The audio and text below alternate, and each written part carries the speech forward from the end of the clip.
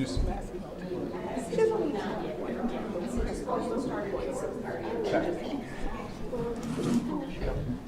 she's on her way.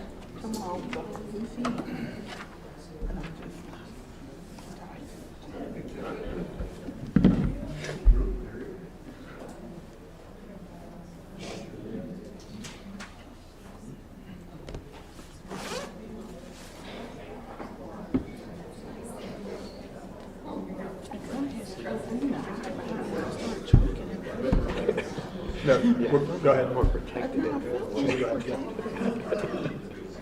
Go ahead. Great. So we're live. All right. Good evening, everyone. Welcome to the December 18th version of the Conway Planning Commission.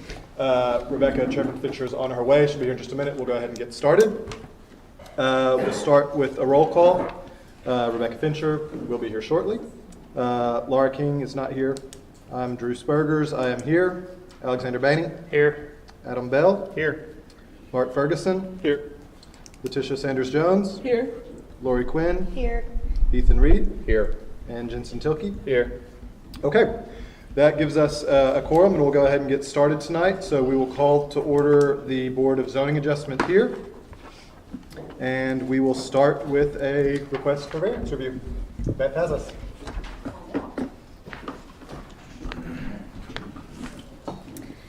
Good evening. So before you tonight, as the Board of Zoning Adjustment, you have a request for zoning variance for increased building height. Our staff is currently reviewing a proposed multifamily development at the southeast corner of the roundabout there at Bruce Street and East 6th Street. The development is comprised of about 20 acres, and it's planned ultimately to have 21 residential buildings plus a clubhouse. This property is part of the Central Landing PUD. Within that PUD, the multifamily developments are governed by the requirements of the MF3 zoning district. That's one of the conditions of the final development plan. The applicant is requesting a maximum building height of 44 feet, which is in excess of the 35-foot maximum that's allowed by the MF3 regulations. The proposed development is immediately west of the Fontainebleau multifamily development, and this development was actually approved for building heights up to 50 feet by a previous PUD modification. Additionally, the zoning of this property as a PUD does indicate some flexibility and willingness to consider alternative design conditions and elements when they are appropriate or compatible. Given these factors, staff does recommend approval of the requested variance with the two conditions of approval that are noted in your staff report. And they are that the maximum building height shall not exceed 44 feet and that this variance will only be valid pertaining to the development that is reviewed as part of the SDR 0923-0141 application. It does not apply to any future expansion, additional phasing, or other independent development. Any questions? And just confirming, this is not public hearing, so we're not looking for public comment. Just come straight into It is a public hearing. It is public. It is a public hearing, okay, yes. So Okay. anyone here to speak in favor of this? As you come up, please state your name and your address for the record. Good evening, Greg Long with Craft and Toll, 1000 Ledgelon Drive, Conway, and we are the engineers on the project. And just wanted to offer an explanation as to why we're requesting the additional. These are going to be upscale type apartment complex, and the inside will have a little higher ceiling height than what's standard, and of course the pitches of the roof will be, in opposed to a flat roof look. And so this is a kind of a higher end apartment complex. It's going to be very comparable with what's in the area. Robbie Bader, the developer, is here if you have any questions for him. Other than that, I don't have anything else to offer. Any questions? Thank you, Mr. Long. Appreciate it. Thank you. Corey? I know you're a familiar face, but give us your name and your address for the record. Corey Parks, Conway Development Corporation, 900 Oak Street. So as the majority property owner within the development, we would be in favor of supporting this height variance. I've told staff, I guess maybe this is the third time now, that hopefully we'll check every box along the way. But I didn't realize that we were going to need a variance because there's a 3-story building adjacent to this property. So would appreciate you all approving this variance. Thank you. Are there any questions? Think you got it right this time? No, I'll be back. Anyone else here to speak in favor? Did you say the developer or the owner was here? Anything you want to say, or are you all covered? All good, great. All right, anyone would like to speak in opposition? All right, with that, we will bring it back into commission for discussion. Make a motion to approve with the 2 conditions listed. We have a motion- we have a motion from Ethan and a second from Alexander. All in favor? Aye. Any opposed? The motion passes without the chairperson voting, and I will happily pass the baton to Rebecca to keep us going. It doesn't matter how many emails you get about reminder it's at the Expo Center and you put it in your calendar. Sometimes you just don't do. Yeah, well, you had more margin on time than I did. So my apologies to those of you who are here and to my colleagues. So, but you were doing great. That's fantastic. Big shoes to fill. Yeah. Shorter heels. Yeah. Have we, have we done all these things? We have not read this, and we're Oh, starting here, okay. so we are done All with right, Board well- of Zoning adjustment. Okay, fantastic. I will call the meeting to order in my very embarrassing state of being late, so everybody can look at me and talk about me and probably post Facebook messages about me. I assume we have called the roll, so I will read the little housekeeping part of the Conway Planning Commission makes recommendations to the City Council on public hearing items. Items reviewed on this agenda will be considered by the City Council as early as January 9th, 2024. Happy New Year. Items not approved by the Planning Commission, Board of Zoning Adjustment may be appealed to the City Council within 30 days of the date of denial. And so it appears we have a quorum. And so with that, I will take a motion to approve the minutes from November the 13th. Move to approve. Second. I have a motion and a second. All those in favor, please say aye. Aye. Anyone opposed? All right. With that, we will move to our first agenda item under subdivision of review, and it looks like Beth has us this evening. Hello, Beth. Hello. Okay, so we're looking at a major preliminary subdivision, and it's for the exact same property that we just looked at the zoning variance for there. It's about 20 acres southeast of that roundabout at Bruce and East 6th Street. This application, while it would typically, because it is a one-lot subdivision, would typically be considered a minor subdivision because it includes new street and drainage improvements, it does require Planning Commission approval. This property, as we previously mentioned, has a concurrent development review that's in progress.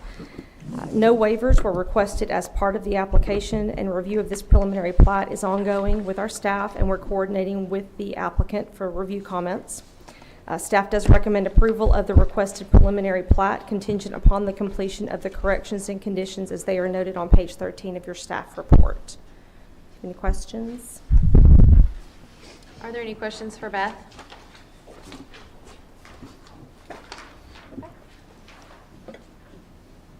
Is the applicant here to speak in favor? Good evening. If you could state your name and address for the record, please. Greg Long with Craft and Toll, 1000 Ledgelawn Drive here in Conway. And this is obviously the same project that we were just discussing with the variance request. It is an upscale apartment complex. This will be the platting of the subdivision to get that approved, and the approval of the actual site development review is contingent upon getting this approved. So I don't really have anything else to add unless you have any questions of me. Are there any questions for Mr. Long this evening? We don't have any right now, but we reserve the right to have a few in a little bit. Is that okay? Yes. All right. Thank you. Is there anyone else to speak in favor of this request? Name, address, whole thing. You're the only one that gets to hear this for the first time. I was listening. Oh, okay, that's fair. Corey Parks, Conway Development Corporation, 900 Oak Street. Ditto to what I said the last time. I think this will be a good development for, this is flimsy.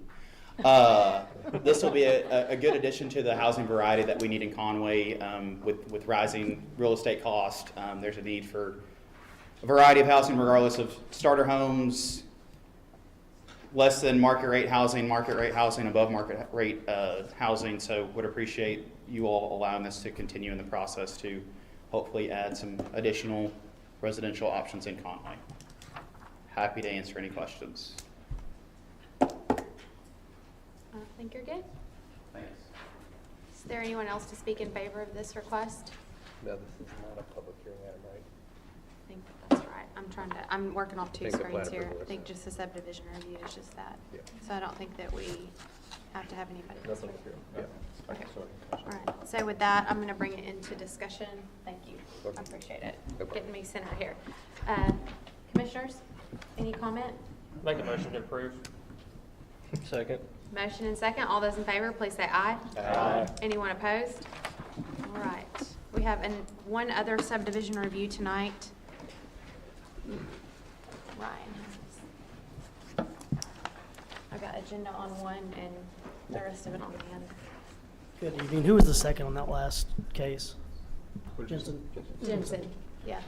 I'm sorry, I'll say it out loud. We don't have our microphones. So it's okay. Alexander on the motion and Jensen on the second. That was my bad, I'm sorry. Oh, you're good.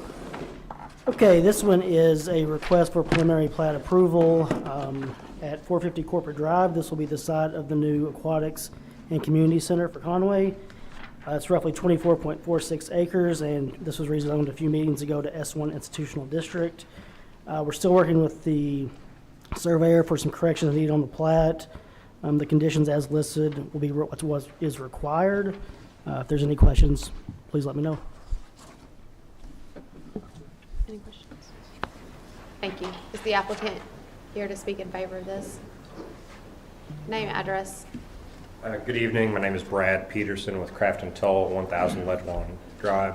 As was mentioned, it's a preliminary plat for a one-lot subdivision for the community center. There is new right-of-way dedicated and some cleanup of new right-of-way that's required. We've received the staff report and agreed with the comments and conditions. I'll be happy to answer any questions. Thank you. Thank you. So our second item under subdivision review, is there any comment from the commissioners or any discussion? Anyone feel called to make a motion? I'll make a motion to approve. I'll second. Alexander got the motion, Lori got the second. He's like 3 on the board tonight. All those in favor, please say aye. Aye. Anyone opposed? With that, the motion passes. The chair votes aye on both of those. I'm sorry, I don't think I got that out loud. With that, we will move to our public hearing items. And so with that, we do have a couple of items under public hearing items. And so just for those of you who don't join us the third Monday of every month,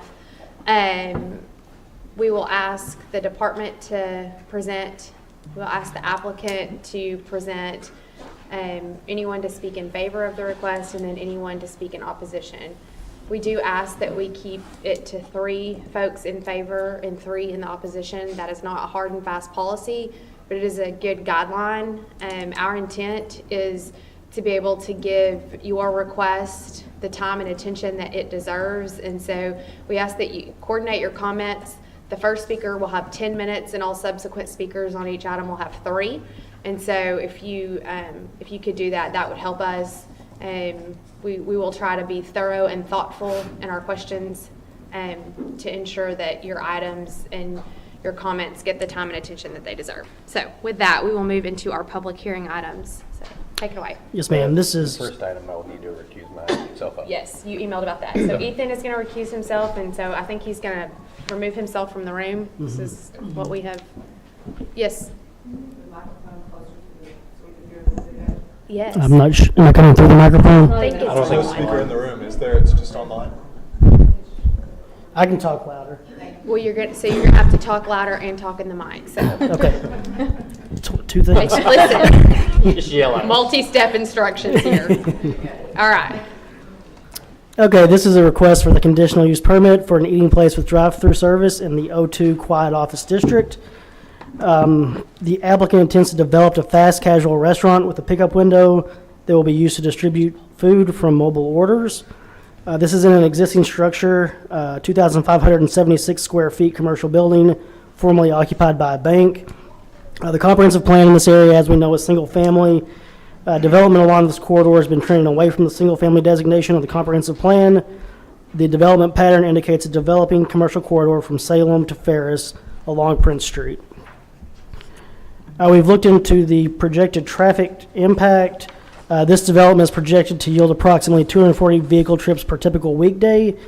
I just want to point out that a fast food restaurant with a typical drive-through at this location would likely yield more traffic if it was developed into a a standard fast food restaurant. Utilities are present on site. The master street plan shows Prince and Salem both as major arterials. We've looked at this. Staff does recommend approval with the following conditions. Operating hours are limited to 10 a.m. to 11 p.m. Approved uses are limited to eating place with drive-through service.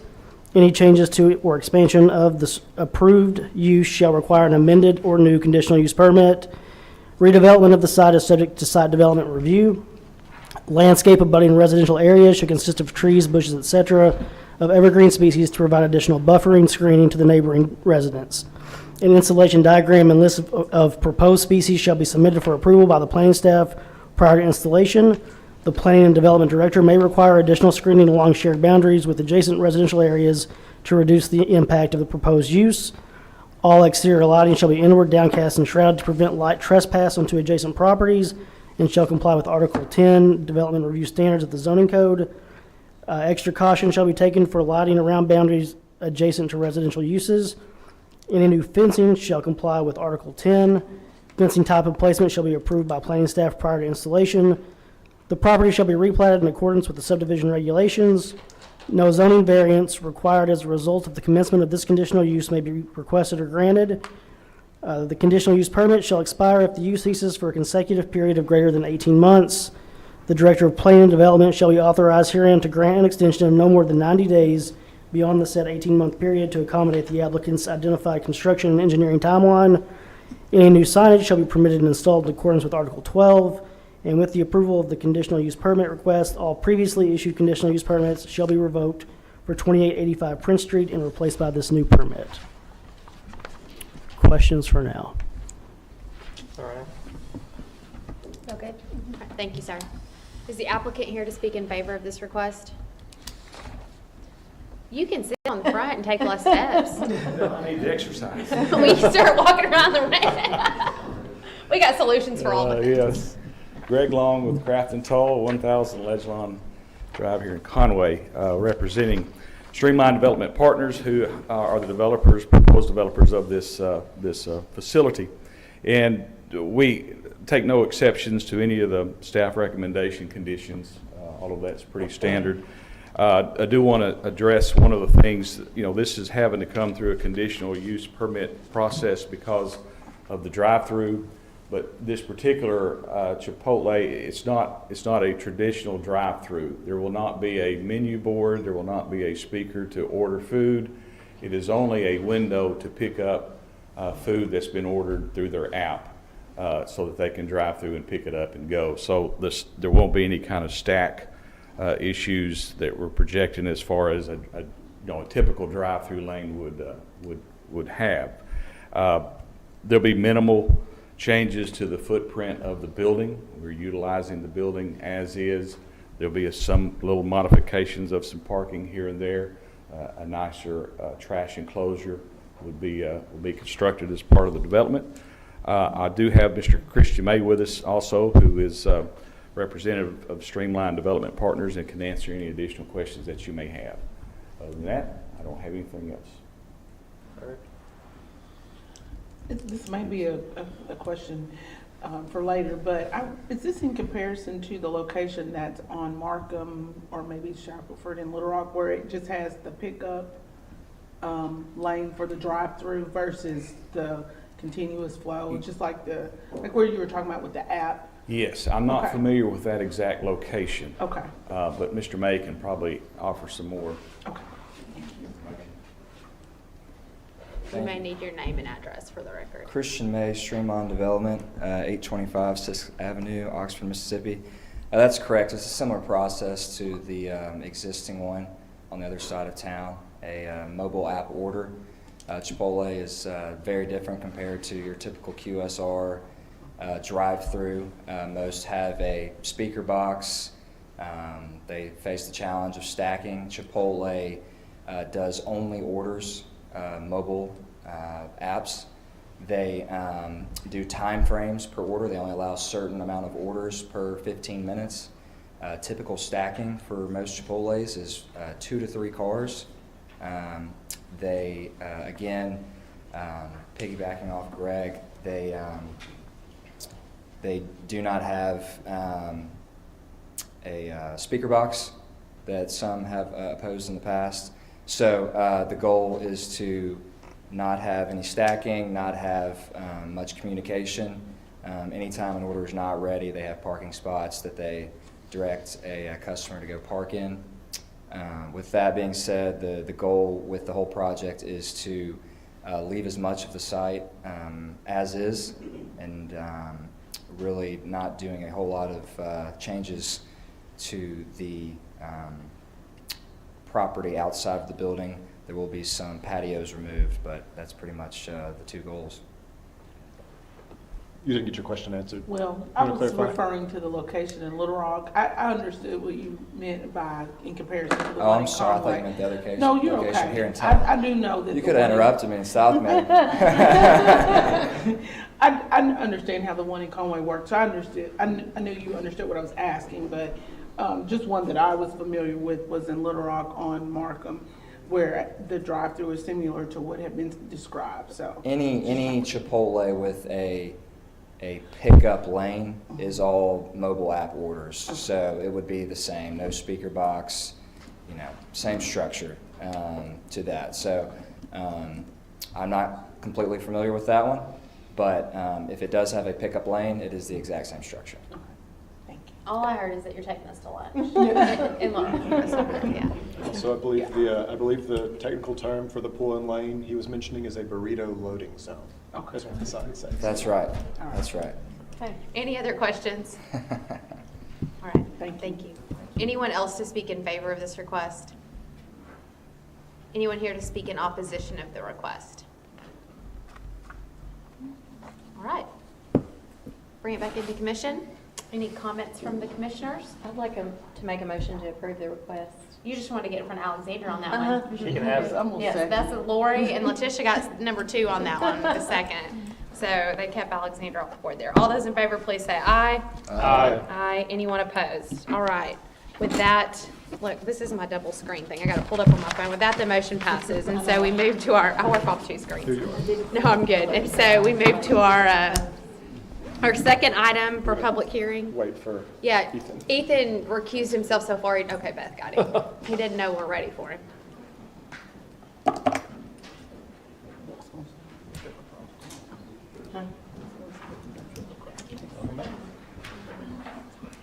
Yes, for those of you who are watching online, some of us do not have printed out packets, and so for those of us that have our phone out, it's how we can look at our packets, so. And mine's in black and white, so And then Lori's is in black and white, so we're trying to save paper, trying to save color ink, and we've all failed at this point, so we've got it here electronically. Okay. All right, with that, we'll move to our second and last public hearing item. Yes, ma'am. This is a request to rezone R2A and O2 to PUD. Location is 1152 Hunter Street, 1811 and 1813 Harkrider. Current zoning is R2A, two-family residential district, and O2 quiet office district. Adjacent zoning, north you have O2, east is S1, which is institutional, and then west and south is R2A. Currently, there's an existing structure at 1813 Harkrider, which is a 1,120 square foot residence that has been converted to quiet office. This is in the overlay, which is the old Conway Design Overlay District, suburban zone. If it is approved tonight, then all design will go to the Historic District Commission for design review. Comprehensive plan shows this area as single family. They are requesting to rezone this to a planned unit development with 8 residential dwelling units. They're looking at 4 duplexes on the site. Traffic impact is projected to be minor, with a calculated average daily trip of 58 cars for the development. The site is not within any regulated floodplains or floodways. Utilities are available on site from Conway Corporation. No street improvements have been planned at this time.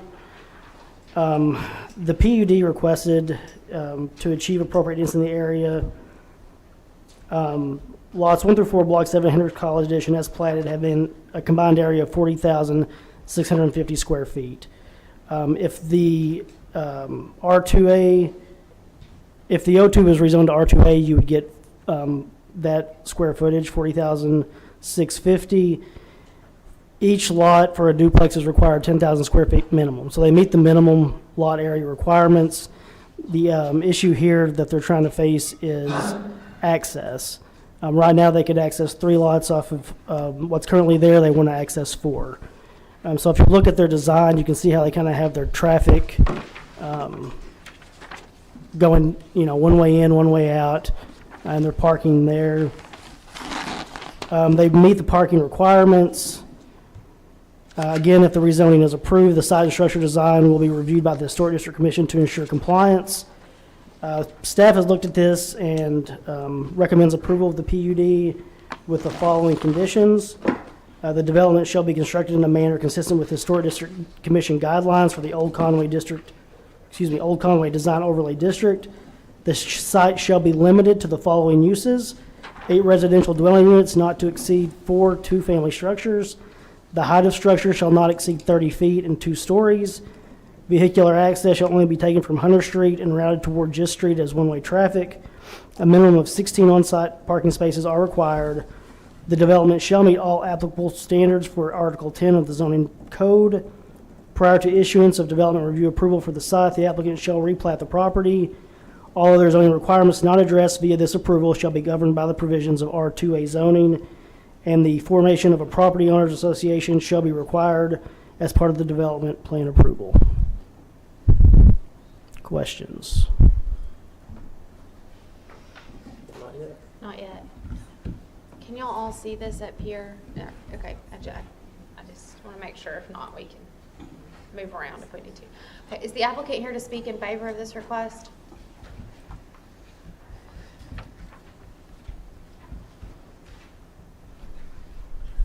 I'm a little taller.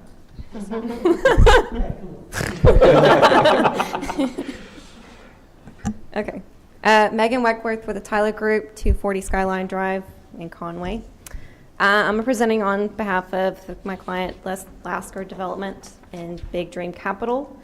We're requesting rezone from R2A and O2 to PUD. A reason for the PUD rezoning is, to put simply, we've got 4 lots and we want to put 4 duplexes on it. We've got a problem with street frontage, and so that's the main reason.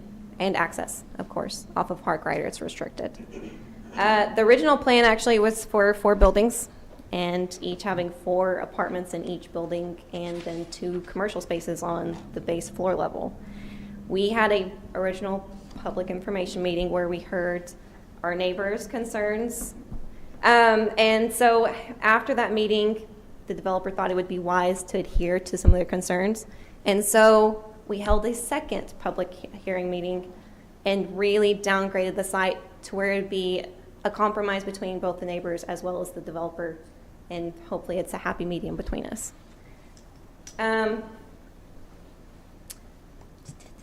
Each unit will have a 2-car garage with an additional 2 spaces directly behind the garage. We're also proposing parallel parking spaces for if there's any guests that they have, so there's no on-street parking for them. One-way traffic is going to be right in off of Hunter and a right out off of Gist, which will minimize traffic from entering the Hendricks addition. We're going to post signs that are going to show that it has to be right out only and right out in only, and a one-way traffic sign, which hopefully will minimize any lefts into, again, the neighborhood adjacent to us. Privacy fencing, landscaping, driveway widths, sidewalks, drainage, parking, trash cans, or dumpsters, and lighting should all be addressed during the Historic District Commission and Site Development Review. We're good with all of staff recommendations and their conditions that they've presented. We don't have any rebuttal against it.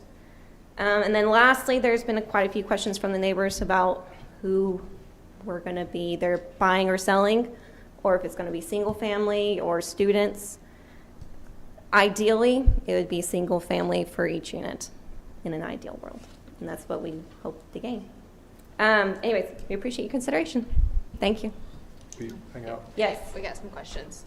So, can you clarify the difference, the changes made after the public input meetings? I was unclear on what's changed. Sure. So first public information meeting, we presented 4 buildings. Each building had 4 apartments in it and 2 commercial buildings on the base floor level. So there's a 3-story as well as 4 apartments and 2 commercial inside the building. So there are 4 different units of that. So that's 12 apartments and 8 commercial spaces. And the commercial spaces are gone. Commercial spaces are gone. There is no commercial spaces. This is only residential at this point and only duplexes. Okay. I'm looking at some comments we received. so give me Yes, just well, a second. Drew is doing that, just so everybody knows. We get all comments, questions, emails. The planning department does a fantastic job of making sure that we have access to that. So we get all of those inquiries. Go ahead, sir. Between you and Ryan, I'm not sure who's best equipped here. Proposals for structures under current zoning, each duplex would require 100 foot of frontage. There's 300 foot of frontage available. Why not build 3 instead of 4? Can we speak to that at all? I know you mentioned there's appropriate square footage. Am I accurate here? Just making sure we've heard from the public here. So. Yeah, we do see the street frontage problem. The main thing is that we want to utilize the 4 lots for those buildings. And did I hear you correctly? It was 16 and it's gone to 8 units? Yeah, 12, like basically 16, yes. It was 4, but I just want to make sure. It was 12 apartments and then 8 across the bottom for commercial, so Gotcha. yeah, 20. But now it's 8 units total. Correct. Got it. Yeah. And the intent is single family, obviously. The intent, yes. Right. Yeah. Yeah. And we did receive a question here based on rental or ownership, and just as a reminder, that's not something we're able to. Correct. So I'm not going to ask you that question because it's Thank not you. something we're able to. Yeah. Okay, anything else? Okay. Not at this moment. Thank you. Thank you. Anyone else to speak in favor of this request? Just as the second speaker, you will have 3 minutes. 3 minutes? 3. Logan Wilmington, 1915 Cleveland Street. So I live on the road directly behind it. I'm speaking for, I guess, I wanted to clarify a couple of things. Like you mentioned it, with these homes were for sale. And in the area, there's been a rise in crime, right? There was, I think they found 300 fentanyl pills, $12,000 on the Guest Street apartments. And I guess, there were some concerns at previous meetings about what kind of people would be moving into these areas. And I just wanted to state that these properties are going to sell for a starting price of $500,000. And so, any questions? You still got like 2.5 minutes. Okay, you good? All right. We'll put that over here in the parking lot. Okay, thank you. Anyone else to speak in favor of this request? I'll give you his 2 minutes. You can have 5. Oh, great, thanks. I've got a few stories to share. David DeRosa. I live at 1005 Burrow Avenue in the Hendricks Village. I also own a home at 1260 Hunter Street, so that's just right down the street from this development. One of the things I want to say is I really appreciate how the developer has listened to the feedback and has altered his plans, so that's a real positive. The other thing is that area has been an eyesore for as long as I can remember. It's been an unintended homeless shelter for over 11 years. That's when I started building my house in the village, those were unoccupied then, and that area has just generally been blighted. So I think an improvement, a development like this would be a big improvement. One thing I do want to address is the traffic concerns. I own a 14-unit apartment building, and I'm over there quite often, and there's 14 occupied units. And the traffic in and out of there, even at quitting time, end of the day, is nominal. So 8 units, a few people going in and out at the start of the day, the end of the day, it's not an issue, especially since most will cycle around on Harkrider. The few that'll go down Hunter or Gist is going to be pretty minor. One of the other things I like about this a lot is it develops a buffer from Harkrider over to Cleveland and beyond, and we need that. We got logging trucks going up and down Harkrider all the time. We've got ambulances going up and down. As a matter of fact, I don't know that I'd want to live here, to be honest, but I think it's a fantastic development. The organization Strong Towns, which if you guys have been a student of civic development or city development, I know the Planning Commission has, they advocate for higher density housing these days. We need that. We don't need to build subdivisions far outside of town. We need to improve the density of the space that we have. That's another reason why I think this is an appropriate use of this property. How much time do I have? You're good. Okay. Oh, about a minute and a half. Okay. Yes. Sorry, that wasn't helpful. You're good. It's No. not. That's like my kid saying, yeah, I cleaned my room. No, he didn't. Sorry, a minute No, and a no, half. no. Sorry. So no, I think, again, I think it's a great idea, great development. I'd love to see somebody come up with something better. I can't imagine. Single-family development wouldn't be cost-effective at all. You couldn't build something. You couldn't build 4 homes there and be able to sell them for the cost, and et cetera. So you have to go higher density. So, again, as a property owner in and near and around, I'm in favor of it. You have any questions for me? Thank you. Thank you. Is there anyone here to speak in opposition? You have one more. Oh, is that not? Oh, are you in favor or opposition? Oh, I'm in opposition. Okay, well. Yeah, he looked like he had a question. So. Well, I think I miscounted. I think we may have. Is there anyone else here to speak in favor? You don't have to back that far up. We'll let you go here in a second. I'm not that scary. Anyone else to speak in favor? Okay, now we'll move to opposition. Anyone to speak in opposition? Hey, Lauren, normally there's that. Oh, you got it? I'm going to let you time keep. Okay, thank you. Normally you have the big red light where I can see, and I'm like, no, you're good. I understand. Okay. All right. Name and address, and Lauren's going to keep the time since I was super unhelpful. So. Right. My name is John Courtway. I live at 1222 Hunter Street, which is roughly a block and a half from the proposal under consideration tonight. I'm here tonight because my neighbors and I need your help in protecting and preserving a small, modest, historic neighborhood. 1222 Hunter Street and the lots under consideration are part of the Hendricks College addition, a small neighborhood with modest homes just north of Hendricks College that are bound by roughly Washington on the west and then Harkrider on the east.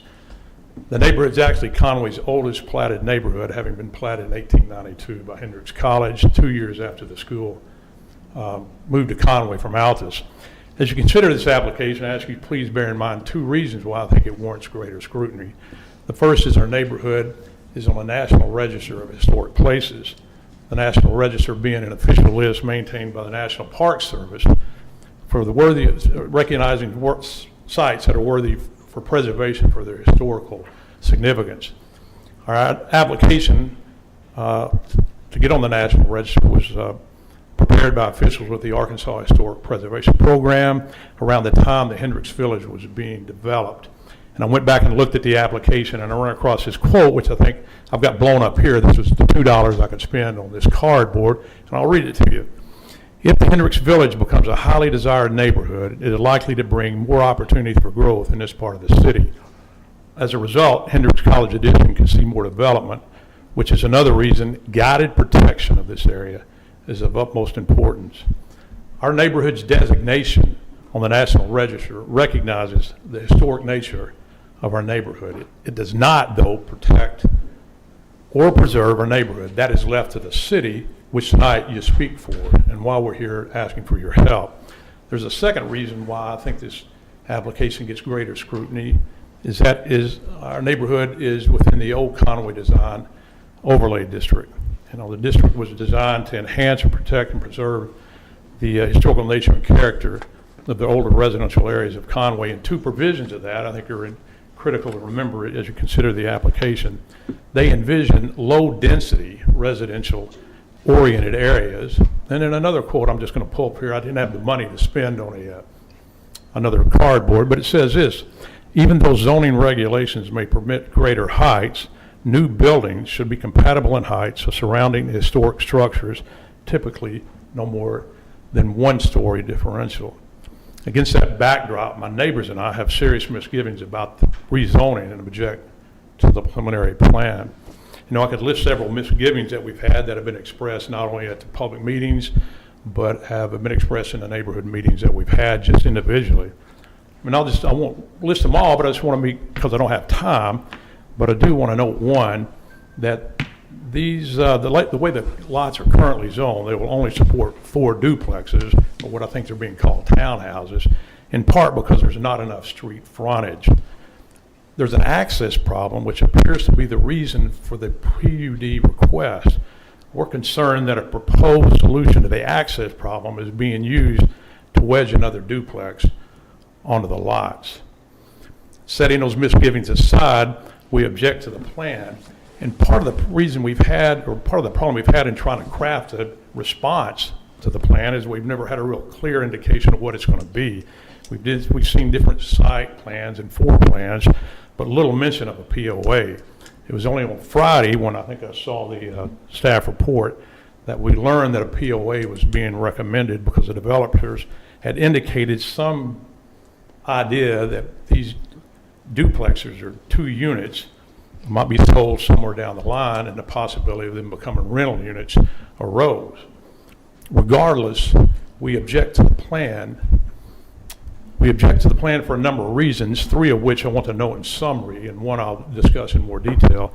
We just feel like the density is too great for the parcel that they're going to sit on. We believe there's going to be a significant increase in the traffic that's going to use the small, modern, narrow streets of our neighborhood.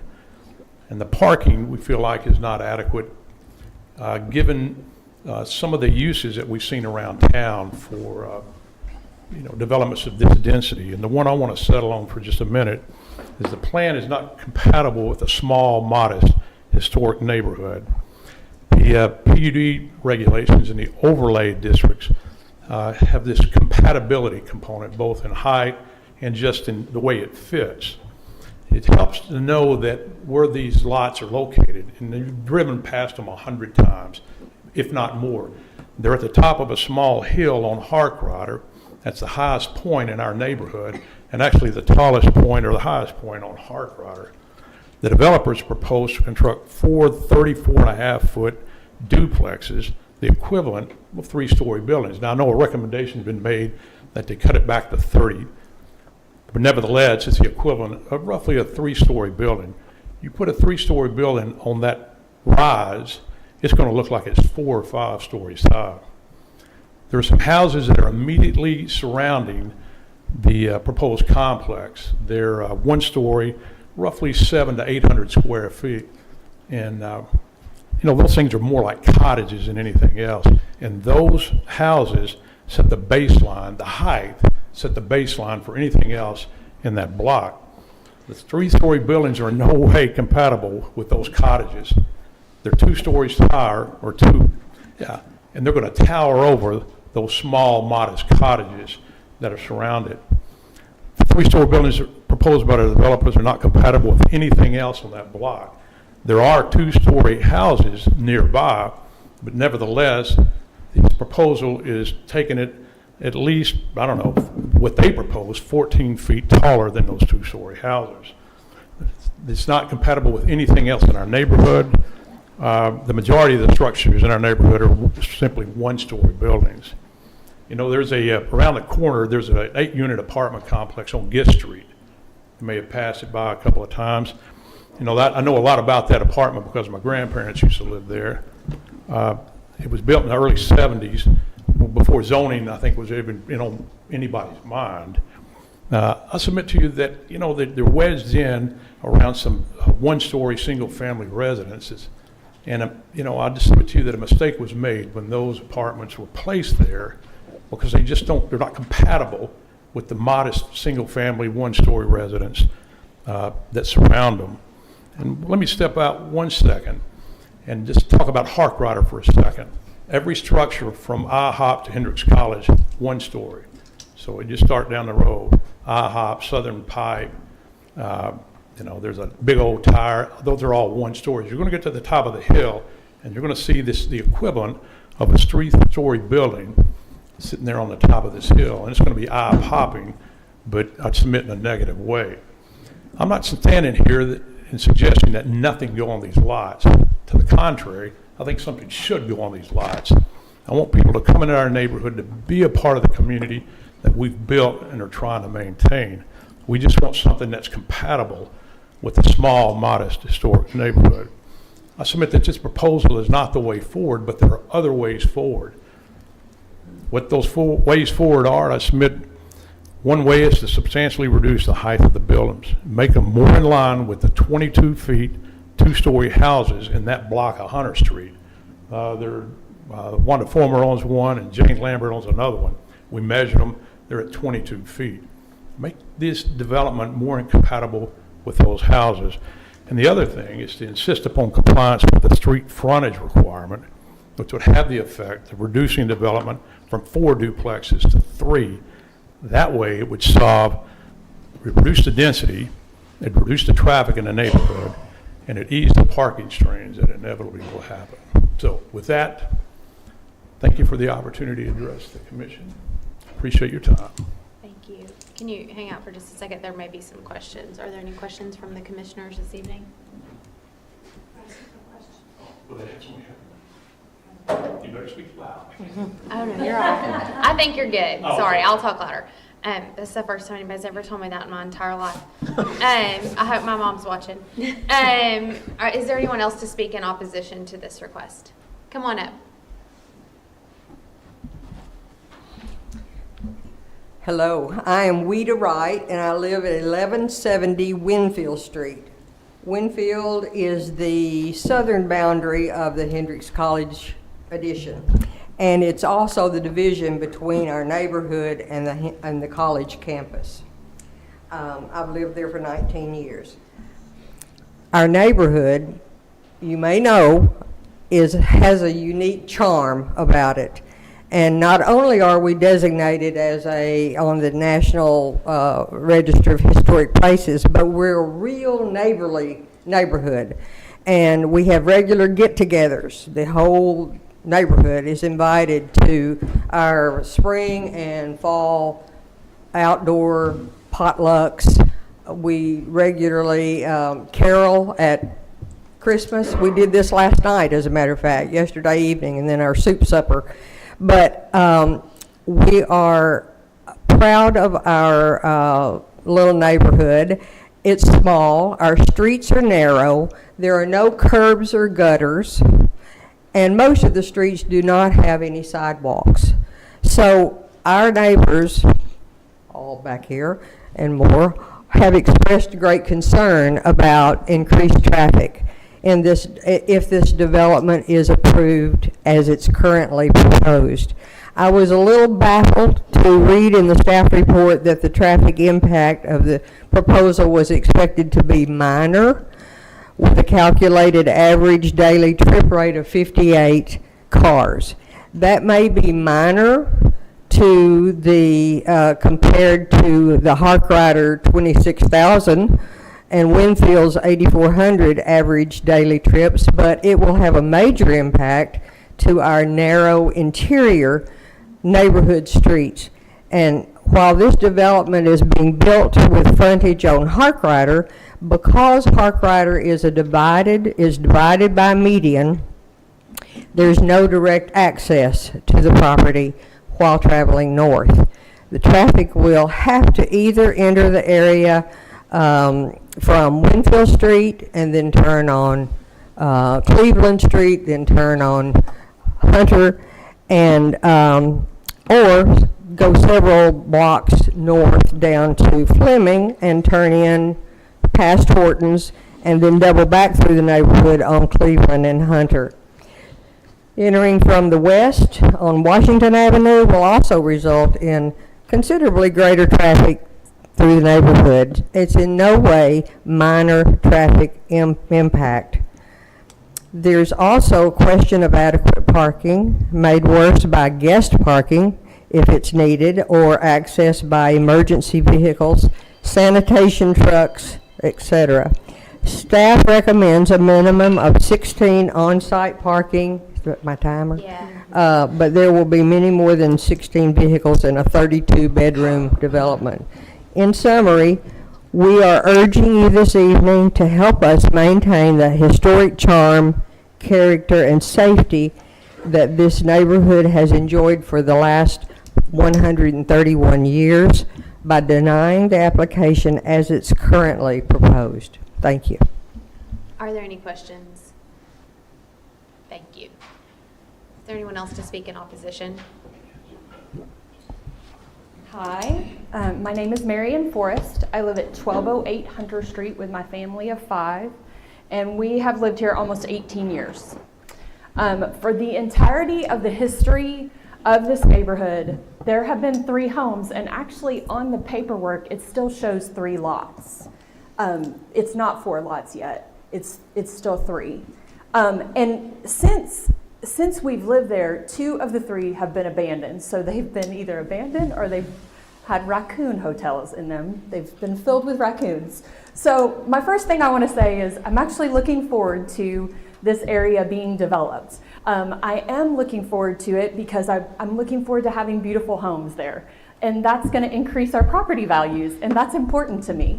Here's the deal, though. I'm concerned about this density of this proposal, mostly because I think it will decrease the value of our neighborhood, and specifically the residential density. So I'm going to throw some numbers out really quick, because on the 3 blocks of Hunter Street, because there's only 3 blocks of Hunter Street, there are currently 27 residents. This proposal would double the size of the residents on that street. Also, I want you to consider that the adjacent property, the 1.07 acres that comes up against this proposal's block, there are only 12 residents there. So to add 8 units with 4 bedrooms, that's potentially 32 new neighbors. And while we would love 32 new neighbors, that's a lot more traffic than ever has been on our road. That brings questions to me regarding trash truck access, also multi-vehicle emergency access, and then even overflow parking. Those all come to mind. And so I just don't see how this density fits into our neighborhood. Secondly, Ms. Wright spoke a lot about traffic, but I just want to say from a safety perspective, because I have kids on this road, and quite honestly, people already use this road as a quick access to miss the traffic on Winfield. I have people drive very fast down our road. So to add this many new neighbors trying to quickly get to their house, because I know that there's directional curbs, but if I'm honest, it's really not understanding the traffic flow. Again, we've already talked about there is no northbound access on Harkrider. And when it was brought up in the informational meeting, one of the proposals was that people U-turn where the median on Harkrider at Fleming, U-turn there. And if you've ever been there, that is like being kamikaze. So it's very scary at that point. So in conclusion, I just ask that you consider at least decreasing the density of this PUD, or even working through the R2A and using shared access in the driveways to fit better within our neighborhood. Thank you. Are there any questions? Okay, thank you so much. So before I bring this back into commission, are there any questions that you all want to ask? We can certainly do that when we get into commission, but is there anybody we need to follow up with? I had one question just for the neighbors. Obviously that property was for sale. I didn't know if any neighbors ever, lots of people build and develop and do whatever. I didn't know if there was a neighbor that wanted to buy the property or tried to buy the property or. In its current state, being offered at $1.25 million. I think that's beyond the neighborhood, at least the neighbors I know, to spend that kind of money on it.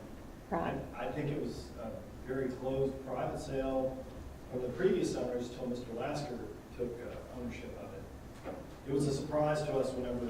And I guess my other, and this may not be a question, but a statement, I sell real estate, so I know what the village has done in new construction those properties have sold more per square foot than anything in our city.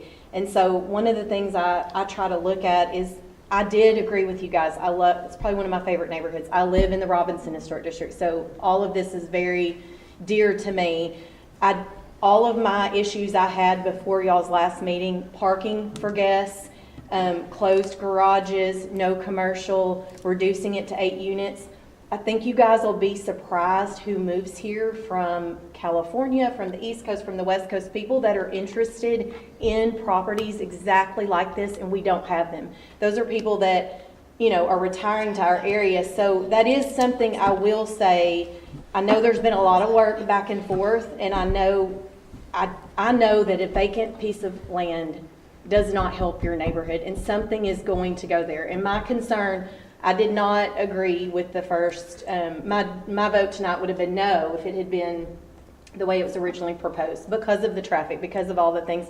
But I do feel like, in my opinion, you know, those things have been worked on, and if it could be less dense, I understand that. But to your point, the property value, the math doesn't work. The math doesn't work for construction to build. I would love it if 2 cute little houses went right there. They probably wouldn't want to face Arkwriter, but the questions I had were addressed in this new, and like you guys, some of this I just heard tonight as well with the POA, which will be great, and you know, those kind of things. So I'm going to go ahead and bring it back into commission, and so I thank you, Lori, for those comments. Are there other comments from the commissioners?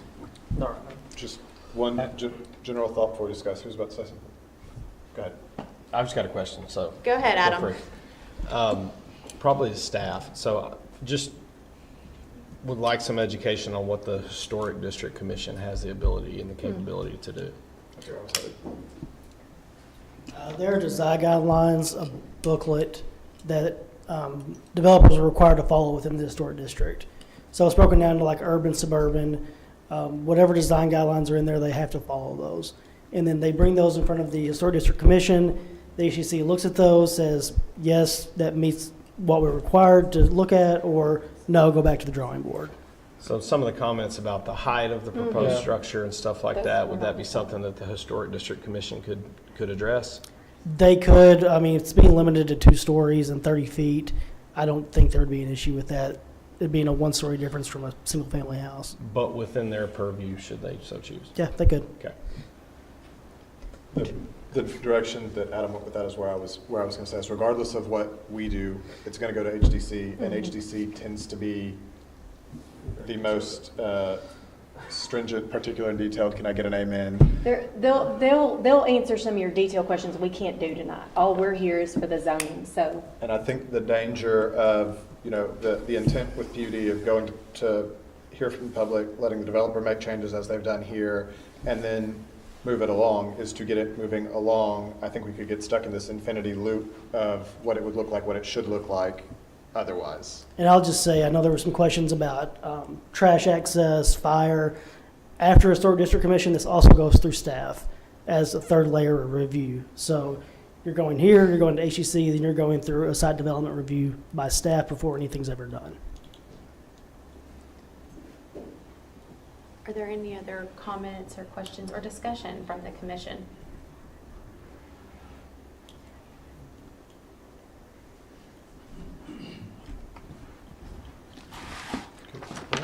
I mean, I want to commend the work that has taken place. I know that we've gotten quite a bit of communication with regard to inquiries and issues, and so, you know, when folks come here, we don't always get everyone to agree, but I think so often it's how you go about things. And so whether we agree with however the vote happens tonight, I'm proud of the process of having more than one public information hearing meeting, and it's big to take feedback and alter your plans. So for those listening that come in the future, that's how it should happen.